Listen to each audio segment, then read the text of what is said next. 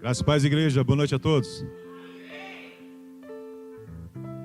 Mais uma vez, como eu sempre falo, é sempre uma honra, um prazer poder estar cooperando com os irmãos, colaborando e colocando mais uma pedrinha na nossa obra, né? Meus queridos, você está fazendo a leitura, se quiser estar acompanhando, 2 Samuel, a partir do versículo, capítulo 21. 2 Samuel 21. Graças a Deus aí, mais esse dia de vida para nós todos. Temos a oportunidade de estarmos aqui na casa do nosso Pai. Que tudo que for dito nesse altar, Senhor, seja para edificação da Tua casa, Pai. Edificação dos nossos irmãos. Que seja para meditação e reflexão do nosso coração. Aleluia. Essa é uma passagem não tão conhecida, mas porém não deixa de ser muito importante, que fala sobre a consequência de um pecado cometido pelo rei Saul, a seca de 3 anos sobre Israel, que diz assim, a partir do verso 1 do 21: E houve em dias de Davi uma fome de 3 anos, de ano em ano, e Davi consultou ao Senhor. E o Senhor lhe disse: é por causa de Saul e da sua casa sanguinária, porque matou os Gibeonitas. Então chamou o rei os Gibeonitas e lhes falou: ora, os Gibeonitas não eram dos filhos de Israel, mas dos restos dos amorreus, e os filhos de Israel lhes tinham jurado. Porém, Saul procurou feri-los no seu zelo pelos filhos de Israel e de Judá.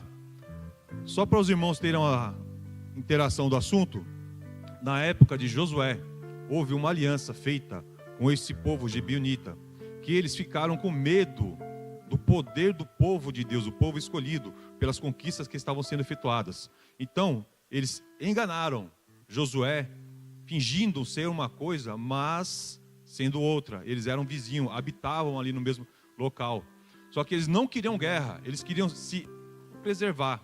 Então eles usaram dessa artimanha de enganar Josué, para assim conseguir uma aliança de paz. E conseguiram. E Josué fez uma aliança perante os homens e perante Deus. E essa aliança foi feita para quê? Para que não houvesse o extermínio do povo gibeonita. Então Saul perseguiu esse povo e massacrou quase totalmente. Restaram uns poucos e foram aos poucos se restabelecendo. Porém, o pecado cometido por Saul pela quebra de aliança feita com o homem perante Deus teve as consequências que nós vamos ver a seguir. Disse, pois, Davi aos gibeonitas: que quereis que eu vos faça? E que satisfação vos darei, para que abençoeis a herança do Senhor? Então os gibeonitas lhe disseram: não é por prata nem por ouro que temos questão com Saul e com sua casa, nem tampouco pretendemos matar alguma pessoa em Israel.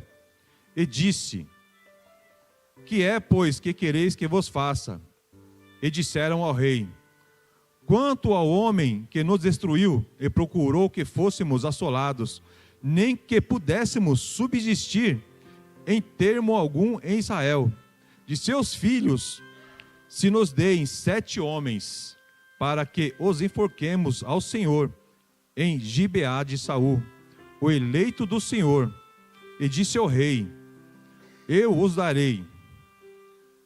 O rei prometeu que daria 7 homens da casa dos descendentes de Saul, seriam seus filhos e netos da casa de Saul. Mas aqui entra uma outra questão. Mefibosete era da casa de Saul, e Davi tinha uma aliança com Mefibosete. Então, como ele poderia entregar alguém ao qual ele também tinha uma aliança? Só que nós vemos que a questão, Deus, quando deu essa direção para os líderes dos gibeonitas pedirem 7 homens, Deus já tinha, como já foi dito aqui, para si o sacrifício, já tinha preparado, porque foi direção de Deus serem pedidos 7 homens. Mas Davi, lembrando, tinha uma aliança com Jonatas. Então ele poupou Mefibosete e seu filho. Então ele fez assim.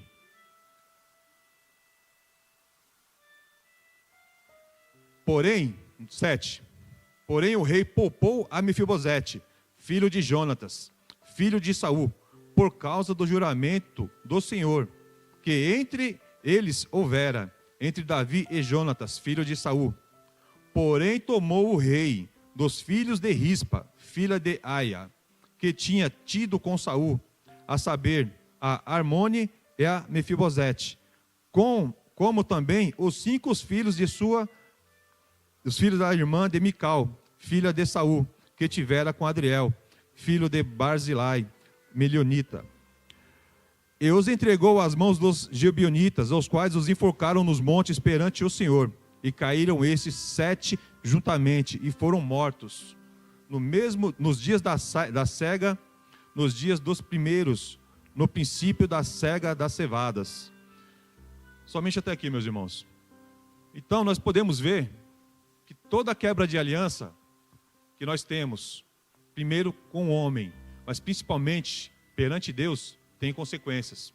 Então nós devemos ter cuidado nas nossas escolhas, porque não foram os filhos de Saul que fizeram a perseguição e o massacre dos gibeonitas, mas eles foram infelizmente mortos pelas consequências do pecado que o pai e o avô tinham cometido. Então nós temos que ter esse discernimento. Nossas escolhas geram consequências, não somente para nós, mas para nossas gerações vindouras.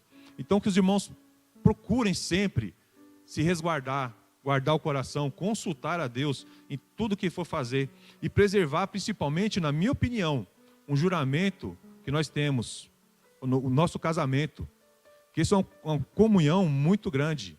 É perante os homens e perante Deus que nós temos o compromisso dos maridos amarem as suas esposas, das esposas amarem aos seus maridos. E se nós ficarmos fiéis a essa aliança, nós vamos ser poupados de muita dor de cabeça, de muito problema, de muito transtorno. Então que os irmãos tenham uma união plena em Cristo, um casamento abençoado perante Deus e que fiquem firmes para poder testemunhar o quanto é bom, apesar de várias lutas, de várias dificuldades que todo casal passa, o quanto é bom viver em comunhão.